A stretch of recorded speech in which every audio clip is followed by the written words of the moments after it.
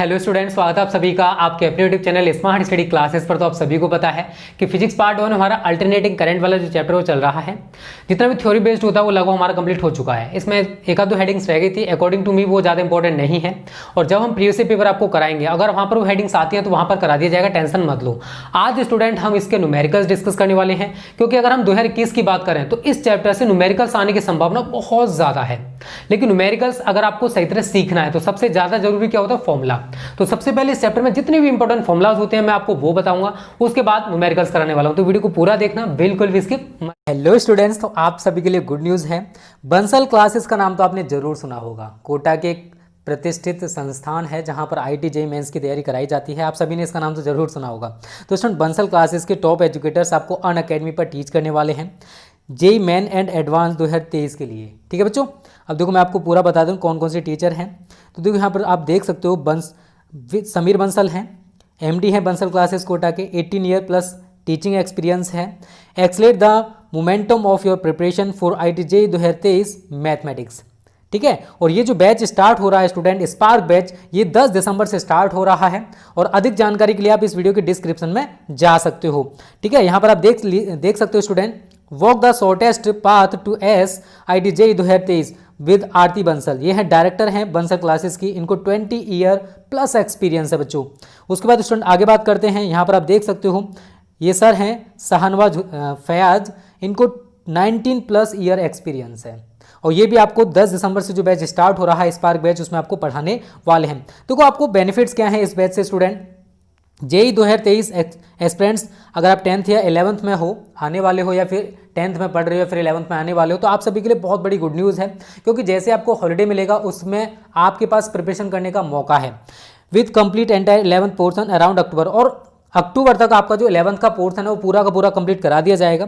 There will be break for boards, जैसे आपको देखो बोर्ड एग्जाम्स होंगे, उसके बाद छुट्टियां मिलेंगी, उनमें आप अच्छे से प्रिपरेशन कर सकते हो।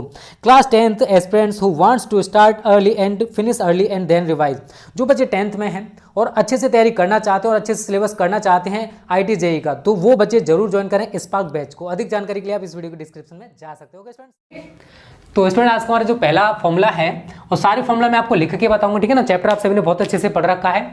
तो पहला है E बराबर NBA omega sine theta, NBA omega sine theta.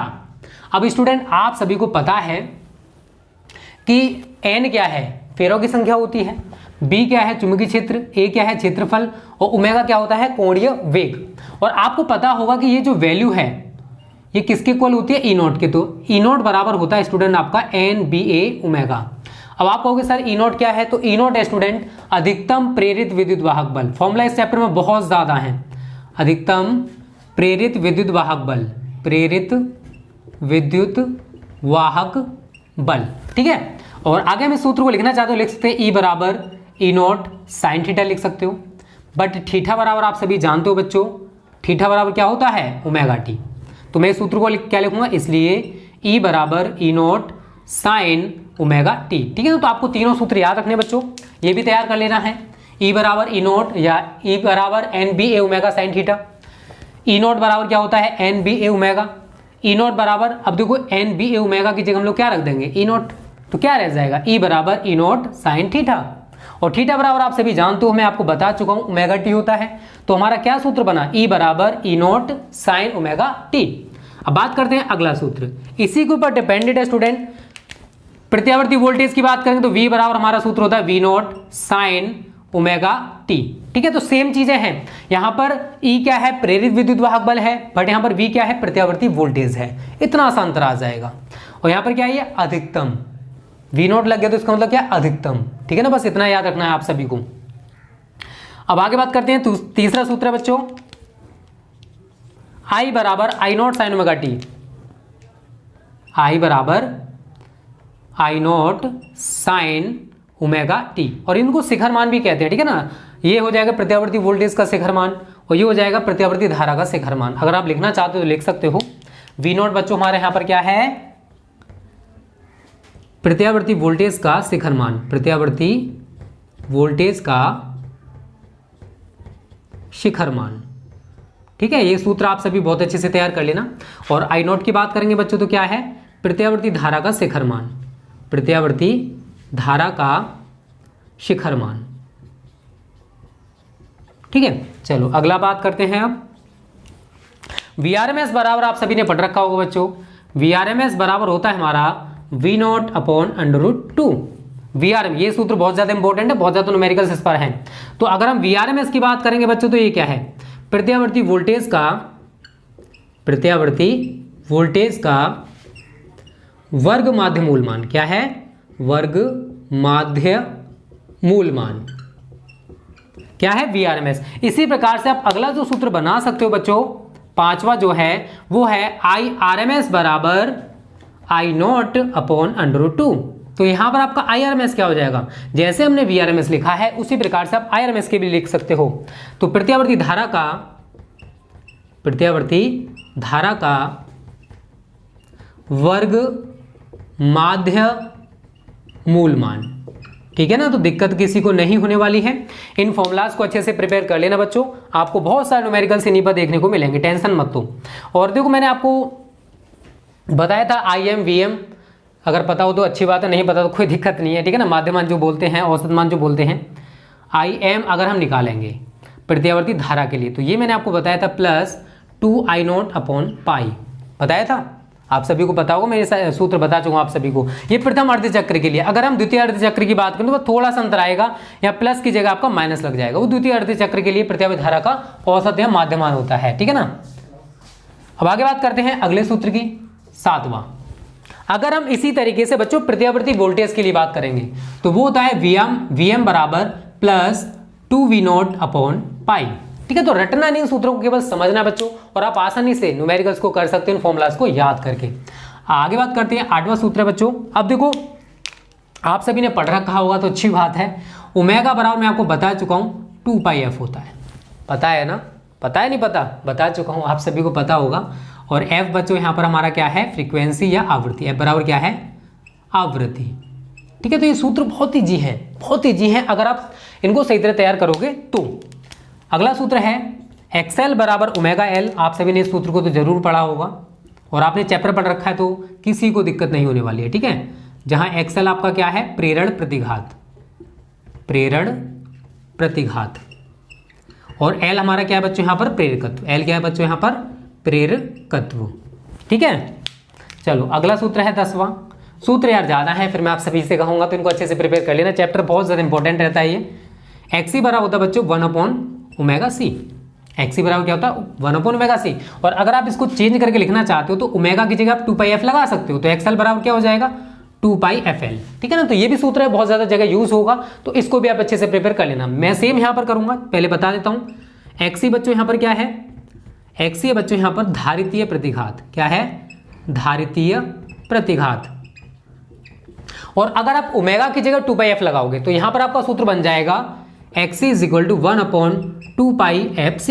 C क्या है यहाँ पर, धारिता है। क्लियर है, तो ये सूत्र बहुत ज्यादा इंपॉर्टेंट है। और भी मैं अब आपको कॉम्बिनेशन जो मैंने आपको बताए थे ना परिपथों वाले, जैसे मैं LR परिपथ के लिए बात करूंगा, ठीक है ना, LR CR उन सभी के लिए इंपॉर्टेंट रहते हैं। तो LR परिपथ की बात करूंगा तो इसके लिए सूत्र था एक, Z बराबर √ के अंदर R² प्लस, आप सभी को पता है तो अच्छी बात है, मैंने बताया था R² प्लस XL² या फिर ω²L², बता चुका हूं ना, बता चुका हूं, सही तरह याद हो गया होगा। और Z बच्चों हमारे यहाँ पर क्या है, परिपथ की प्रतिबाधा। और अगर आप कलांतर निकालोगे तो tan phi बराबर आप सभी को पता होगा XL/R होता है। क्या होता है, XL/R। XL की जगह आप क्या लगा सकते हो, ω/L, तो ω/L/R ये हमारा फाई निकल के आ जाएगा। अगर फाई निकालोगे तो tan इनवर्स ω/L/R आ जाएगा। तो ये सूत्र बहुत ज्यादा इंपॉर्टेंट है बच्चों, आप सभी सूत्रों को आज ही तैयार कर लेना जिससे कि न्यूमेरिकल्स में आपको दिक्कत ना आए। इसी तरीके से आगे जितने भी हैं, जैसे मैं CR परिपथ के लिए बात करूं तो जिनके इंपॉर्टेंट है वो सारे मैं आपको लिख दूंगा, टेंशन मत लो। अगर हम CR परिपथ के लिए बच्चों Z निकालते हैं तो Z हमारा निकल के आता है √ के अंदर R² प्लस XC², ये तो निकल के आता है। और XC बराबर आप सभी को पता है 1/ωc है, तो √ के अंदर R² प्लस 1/ωc²। ठीक है, ये सूत्र बन जाता है आपका एक, मैं आपको करा चुका हूँ ये चीजें। और अगर हम यहाँ से फाई निकालेंगे तो tan phi बराबर होता है बच्चों हमारा यहाँ पर XC/R। और XC बराबर आप सभी को पता है 1/ωc, तो 1/ωcR ये हमारा tan phi निकल के आएगा किसके लिए, CR परिपथ के लिए। तो ये सारे सूत्र मैं आपको बहुत अच्छे से तैयार करा चुका हूँ, कॉम्बिनेशन भी मैंने आपको बहुत अच्छे से बताए थे बच्चों, तो रटना नहीं यार, केवल समझना है। और एक और जो सर्किट यहाँ से पूछा जाता है वो है LCR के ऊपर न्यूमेरिकल्स आते हैं, तो LCR परिपथ लिखोगे आप। उसके लिए अगर आप बच्चों Z का मान निकालोगे तो वो होता है हमारा Z बराबर अंडरूट के अंदर R² plus XL minus XC का होल स्क्वायर। आप आगे इसको चेंज कर सकते हो, XL और XC के मान लगा के उठा के रख सकते हो ऊपर से, ओमेगा L माइनस 1/ओमेगा C का होल स्क्वायर, ये भी पॉसिबल है, ये भी आप कर सकते हो, ठीक है। और अगर आप यहाँ से गलांतर निकालोगे तो tan phi बराबर XL minus XC upon R, XL और XC के मान उठा के रख दो तो ओमेगा L माइनस 1/ओमेगा C अपॉन R। तो इस तरीके से बच्चों LCR सर्किट के लिए आप फाई की वैल्यू निकाल सकते हो। तो यहां तक तो शायद ही किसी बच्चे को दिक्कत होगी, तो जल्दी से पहले इसका स्क्रीनशॉट ले लो। कुछ और फॉर्मूलाज हैं जो मैं आपको बताने वाला बच्चों, उनको और आप तैयार कर लेना, ठीक है ना। तो सारे हमारे सूत्र कंप्लीट हो जाएंगे जल्दी, तो बस आप मेहनत करते रहो यार, बिना मेहनत के आप अच्छा स्कोर नहीं कर पाओगे, ठीक है। तो मिटा दो इसको, में कुछ और सूत्र बचे हुए हैं हमारे, कंप्लीट हो चुके हैं 13 तक, ठीक है। और इन सूत्रों को बच्चों आज ही तैयार कर लेना, ठीक है। तो आपके पास टाइम नहीं बचा हुआ है, बस आप मेहनत करते रहो। सिलेबस हमारा इसी मंथ में कंप्लीट हो जाएगा, physics and chemistry and other subject का टेंशन मत लो, बस आप सभी मेहनत करते रहो इसी प्रकार से, ठीक है। क्योंकि आपका टारगेट है 90+ स्कोर करना, तो यार वो कहने से नहीं आएगा, वो मेहनत करने से आएगा, ठीक है। 13 तक कंप्लीट हो चुके हैं। अब बात करते हैं 14, प्रत्यावर्ती धारा परिपथ में औसत शक्ति। इसका भी सूत्र आप याद रख लेना, P बार बराबर होता है VRMS into IRMS into cos phi, जहां cos phi बच्चों क्या है, शक्ति गुणांक। cos phi क्या होता है, शक्ति गुणांक। और ये मैं आपको बता चुका हूं R/Z होता है, और ये LR सर्किट जो होता है उसके लिए हम निकालते हैं, तो R/Z जब लगा सकते हो R² प्लस ओमेगा² L², ठीक है। तो ये हमारा cos phi की वैल्यू हो जाती है। आप ये सूत्र भी तैयार कर लेना और इसको भी तैयार कर लेना, ठीक है। एक फ्रीक्वेंसी अनुनादी आवृत्ति वाला भी आप तैयार कर लेना बच्चों, तो वो होता है हमारा F is equal to 1/2 pi under root के अंदर 1/LC। इस अनुनादी आवृत्ति वाले सूत्र को भी आप तैयार कर लेना, क्योंकि यहां से भी न्यूमेरिकल बच्चों पूछा जा सकता है। अब अगला जो सूत्र है बच्चों, उसको भी आप तैयार करोगे। परिणमन अनुपात, ट्रांसफॉर्मर में आपको पढ़ा चुका हूं, वहां पर परिणमन अनुपात करके मैंने एक चीज आपको बताई थी, शायद सभी बच्चों को तैयार हो गई होगी। तो वो था हमारा VS/VP is equal to NS/NP is equal to, यहाँ पर धारा के लिए उल्टा हो जाता IP/IS is equal to R। ये वाला सूत्र था परिणमन अनुपात के लिए। तो इसको भी आप बच्चों बहुत अच्छे से प्रिपेयर कर लेना, क्योंकि न्यूमेरिकल्स इस पर भी पूछे जा सकते हैं। एक ट्रांसफॉर्मर की दक्षता करके एक और सूत्र होता है, वो भी आप तैयार करोगे। ट्रांसफॉर्मर की दक्षता, तो इसको हम ईटा से रिप्रेजेंट करते हैं। ये होता है निर्गत शक्ति बटे निवेशी शक्ति, निर्गत शक्ति बटे निवेशी शक्ति। अब शक्ति कहाँ से निकलेगी, सेकेंडरी कॉइल से। तो आप लिखना चाहते हो तो शक्ति के लिए क्या होता है, P बराबर V इंटू आई। सेकेंडरी कॉइल के लिए क्या हो जाएगा, V into I, VS into IS बटे VP इंटू IP। ये वाला आपका सूत्र बन जाएगा ट्रांसफॉर्मर की दक्षता के लिए। आप ये सारे सूत्र तैयार कर लेना। जितने भी अल्टरनेटिंग करंट से न्यूमेरिकल्स पूछे जाएंगे बच्चों, वो इन्हीं सूत्रों पर डिपेंडेड होंगे जो मैंने अब आपको बता दिए हैं। इनकी तैयारी आप अच्छे से करोगे तो आप सारे न्यूमेरिकल्स बहुत अच्छे से कर सकते हो, ठीक है। सभी को ये तैयार हो जाएंगे। चलो अब हम कुछ न्यूमेरिकल्स डिस्कस करते हैं आज, ठीक है ना। तो ये तो हमारे फॉर्मुलाज हो गए जो कि आपको तैयार कर लेने हैं बच्चों। अब मैं आपको कुछ न्यूमेरिकल्स करा दे रहा हूं जिससे कि आपको थोड़ी सी हेल्प मिल जाए, ठीक है। और न्यूमेरिकल्स हम जो करा रहे हैं आप इन्हीं को करते रहो, आपको सारे न्यूमेरिकल्स इन्हीं में से देखने को मिल जाएंगे, टेंशन मत लो। तो 2 या 3 पार्ट आपको ज़्यादा मिलेंगे क्योंकि यहाँ से न्यूमेरिकल्स बहुत आता है, ठीक है। ट्रांसफॉर्मर और इनके ऊपर भी बहुत सारे न्यूमेरिकल्स होते हैं बच्चों, ठीक है। चलो अब आज का हम पहला न्यूमेरिकल डिस्कस कर लेते हैं। न्यूमेरिकल्स भी देखो बहुत अच्छे खासे दे रखे हैं। चलो इसको मिटा देते हैं बच्चों, ठीक है। बस आप सूत्र तैयार कर लो, न्यूमेरिकल्स में कुछ भी नहीं होता है, बस आपकी कैलकुलेशन अच्छी है, फॉर्मूला आपको तैयार है और थोड़ा बहुत कॉन्सेप्ट पता है तो बच्चों न्यूमेरिकल सबसे ज़्यादा इजी पोर्शन होता है फिजिक्स का, अकॉर्डिंग टू मी। बट सभी बच्चों के अकॉर्डिंग कोई चीज़ किसी के लिए टफ होती है तो कोई किसी के लिए टफ होता है, ठीक है। चलो आज का हमारा पहला न्यूमेरिकल नंबर 1। तो बच्चों इसमें क्या कह रहा है, 50 फेरों वाली एक कुंडली का क्षेत्रफल 50 सेंटीमीटर स्क्वायर है। यह 0.6 वेबर पर मीटर स्क्वायर के एक समान चुंबकीय क्षेत्र में 10 पाई रेडियन पर सेकंड के कोणीय वेग से घूर्णन कर रही है। कुंडली में अधिकतम प्रेरित विद्युत वाहक बल की गणना कीजिए। तो बच्चों हमने न्यूमेरिकल पढ़ लिया। न्यूमेरिकल पढ़ने के बाद हमें कौन कौन सी वैल्यू दे रखी हैं हम पहले वो लिख लेते हैं। 50 फेरों वाली कुंडली है तो फेरों की संख्या को n से लेते हैं। तो n आपको कितना दे रखा है 50 फेरे। उसके बाद कह रहा है एक कुंडली का क्षेत्रफल एरिया ए से लेंगे इसको 50 सेंटीमीटर स्क्वायर। अब सेमी स्क्वायर है, इसको आप किस में कन्वर्ट करोगे बच्चों, मीटर स्क्वायर में। और 1 सेंटीमीटर में 10 की पावर माइनस के 2 मीटर होते हैं। स्क्वायर करोगे तो 10 की पावर माइनस के 4 हो जाएंगे। तो आप इसको क्या लिखोगे 50 गुणा 10 की पावर माइनस के 4 मीटर स्क्वायर। आगे बात करते हैं 0.6 वेबर पर मीटर स्क्वायर के एक समान चुंबकीय क्षेत्र में। चुंबकीय क्षेत्र को लेते हैं बच्चों बी से। तो बी आपको दे रखा है इसने 0.6 वेबर प्रति मीटर स्क्वायर। 10 पाई रेडियन पर सेकंड के कोणीय वेग ओमेगा आपको दे रखा है 10 पाई रेडियन प्रति सेकंड। अब बच्चों हमसे पूछा है अधिकतम प्रेरित विद्युत वाहक बल, तो वो होता है आपका ई नॉट। आपको मैंने बताया था ना कि अधिकतम प्रेरित विद्युत वाहक बल को ई नॉट से रिप्रेजेंट करते हैं। और आप सभी को सूत्र भी पता है बच्चों, क्या होता है ई नॉट बराबर एन बी ए ओमेगा। सभी को पता है ना यार, कुछ नहीं करना, अब क्या बचा है, बस फॉर्मूला आपको पता पड़ गया, सारी वैल्यू पुट कर दो, आंसर निकल के आ जाएगा। चलो रखते हैं अब, ठीक है। एन का मान देखिए जरा कितना है 50, बी का मान देखिए जरा कितना है 0.6, ए का मान देखिए जरा कितना है 50 गुणा 10 की पावर माइनस के 4। तो 50 गुणा 10 की पावर माइनस के 4। ओमेगा का मान कितना है 10 पाई। बस आपको कैलकुलेशन करनी है और आपका आंसर निकल के आ जाएगा। थोड़ी बहुत कैलकुलेशन चलो मैं बता देता हूं आपको।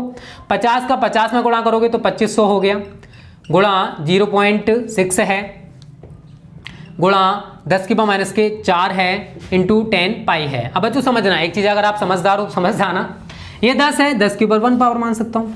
2500 है, मैं 2500 का क्या लिख सकता हूँ 25 गुणा 10 की पावर 2। इस पावर को भी अगर 10 की पावर 1 है, अगर इसको भी इसमें ऐड कर दूंगा तो क्या हो जाएगा 3, इतने तो जानते होंगे ना। गुणा 0.6 गुणा 10 की पावर माइनस के 4 इंटू 3.14 पाई की वैल्यू माइनस का 4 है, प्लस का 3 है, 4 में से 3 गया तो 1 बचेगा। तो लिखोगे आप 25 गुणा 0.6 गुणा 10 की पावर माइनस के 1 इंटू 3.14, ठीक है। 25 के 150, बट यहाँ पर पॉइंट लगा हुआ है तो 150 में 0 के और 15 के बीच में लगा देना पॉइंट। तो 15 गुणा 10 की पावर माइनस के 1 गुणा 3.14। अब बच्चों देखो 10 की पावर माइनस के 1 है, आप दो चीजें कर सकते हो। 10 की पावर माइनस के 1 को नीचे लेके जाओगे तो 15 बट्टे 10 की पावर 1, 10 की पावर 1 का मतलब 10 होता है, गुणा 3.14। अगर 10 से 15 को डिवाइड करोगे, 5 तिया 15, 5 दूनी 10, 2 से आप 3 को काटोगे तो कितना आएगा 1.5 इंटू 3.14। और इनका अगर आप मल्टीपल करोगे तो आपका आंसर आ जाएगा 4.71। और देखो विद्युत वाहक बल है, इसका मात्रक बच्चों क्या होता है वोल्ट, तो यही आपका आंसर हो जाएगा। इस तरीके से आपका पहला जो न्यूमेरिकल है बच्चों वो कंप्लीट हो चुका है, ठीक है। चलो सेकंड न्यूमेरिकल भी हम वहीं डिस्कस कर लेते हैं। क्या कह रहा है देखो, उसको भी पढ़ लेते हैं बच्चों।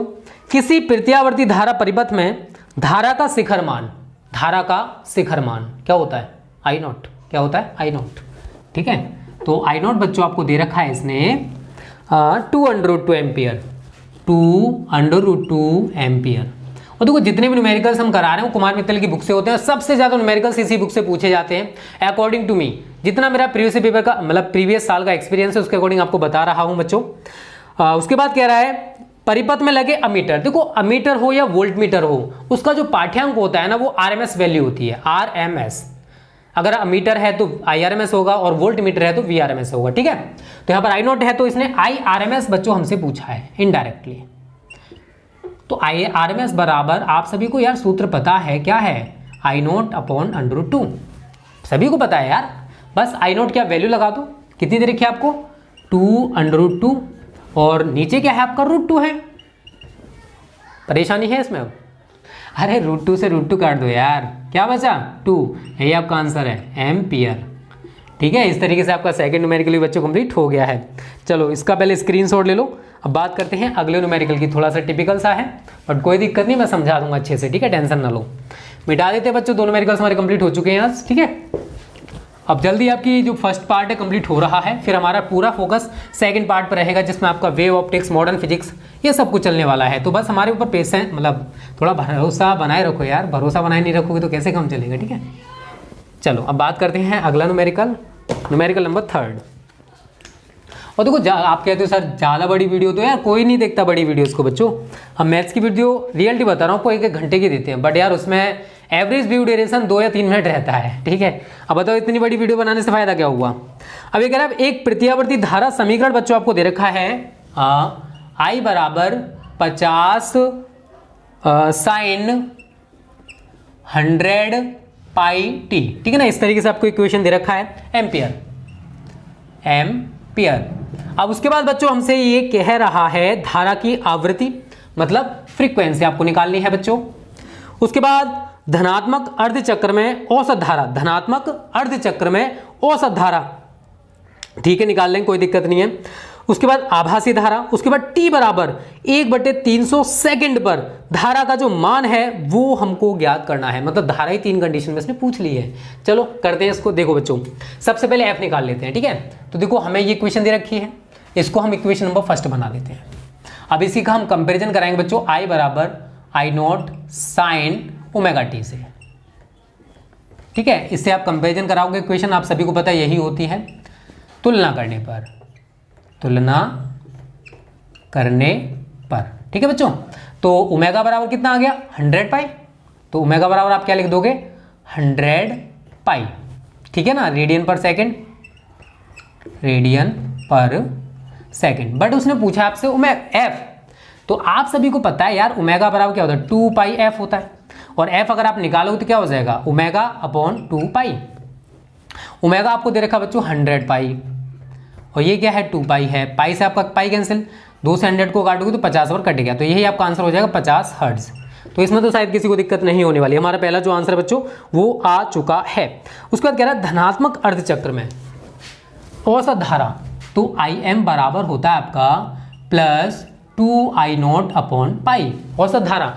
अब ये कह रहा है धनात्मक अर्धचक्र, तो धनात्मक अर्धचक्र ऊपर की ओर होगा तो ये पॉजिटिव होगी। I0 का मान आप यहीं से कंपैरिजन करके बच्चों निकाल सकते हो। यहाँ पर मैं I0 स्मॉल से दिखा सकता हूँ, ठीक है ना, क्योंकि इसने सारी वैल्यू स्मॉल में दे रखी है, तो आप इसको स्मॉल से भी दिखा दोगे, कोई दिक्कत नहीं है, ठीक है। तो यहाँ अगर कंपैरिजन कराओगे तो I0 का मान आपको सीधे सीधे दिखाई दे रहा है बच्चों, कितना आ रहा है 50, कितना आ रहा है 50। तो I0 बराबर आप लिख सकते हो 50 एम्पियर, ठीक है। तो किसी को दिक्कत नहीं होगी बच्चों।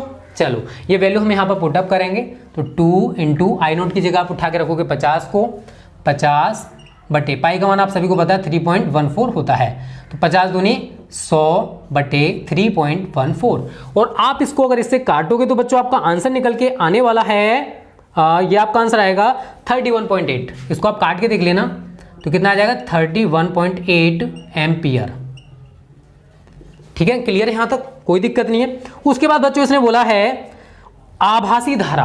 अब देखो आभासी धारा आप कहोगे सर ये क्या होती है, तो यार IRMS वैल्यू होती है। तो आप IRMS बराबर क्या जानते हो, आप सभी को पता है IRMS बराबर क्या होता है I0 अपॉन √2 होता है, सभी जानते हो, मुझे बताने की जरूरत नहीं है, ठीक है, सभी को बहुत अच्छे से बता चुका हूँ इसको, ठीक है। तो I0 की जगह बच्चों आप कितना लगाओगे 50 लगा दोगे, और √2 यार इसका मान कितना होता है 1.414, कितना होता है 1.414। अब बच्चों इसको आप इससे काटोगे तो आपका जो, देखो काट के देख लेना बच्चों, कोई दिक्कत नहीं है, मैं आपको बता दे रहा हूं बस किस टाइप से काटना है। अब काट के देखोगे तो इसकी जो वैल्यू निकल के आएगी बच्चों वो आएगी 35.4। कितनी निकल के आएगी आप काट के देख लेना, इसको इससे काटोगे ना तो कितना निकल के आने वाला है 35.4, काट के देख लेना 35.4 एम्पियर। यार इतना तो कर ही सकते हो, ठीक है, काट के देख लेना, मैं आपको बता, तरीका मैं आपको बता रहा हूँ, तरीका सबसे जरूरी होता है बच्चों। उसके बाद इसने बोला है t बराबर 1/300 सेकेंड। अगर हम उस वाली इक्वेशन में t बराबर अगर 1/300 लगा दें तो हमारी जो धारा स्टूडेंट वो कितनी हो जाएगी। तो आपको कुछ नहीं करना है, सारी चीजें आपको पता है। ये इक्वेशन आपको दे रखी है बच्चों, इसमें आपको t की जगह 1/300 लगाना है, ठीक है। इसलिए I = 50 sin 100 pi into T की जगह कितना लगाओगे 1/300। अब 2 0 से 2 0 कैंसिल, 50 साइन पाई।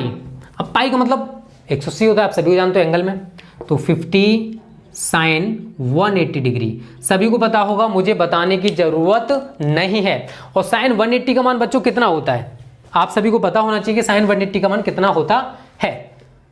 1/300 ही दे रखा है, 1/300 ही दे रखा है। 43.3 ये नहीं आने वाला यार। 50 साइन 100 पाई टू टी की जगह हमने 1/300 लगा दिया। 1/, यहाँ पर बच्चों हमारा भी 3 नीचे वाला रह गया है, ठीक है ना, तो π/3 हो जाएगा, ठीक है, गलती से रह गया। अब π/3 का मतलब 180/3, तो 50 साइन 3 से आप काटोगे तो कितना आ जाएगा 60 डिग्री।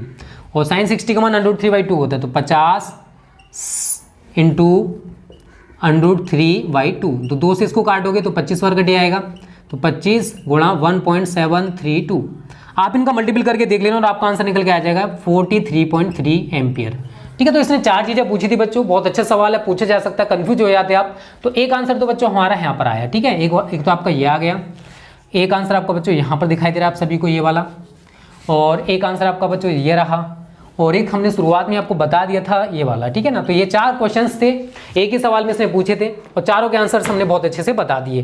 फिर भी किसी को अगर दिक्कत आती है तो आप कमेंट करके बता सकते हो बच्चों।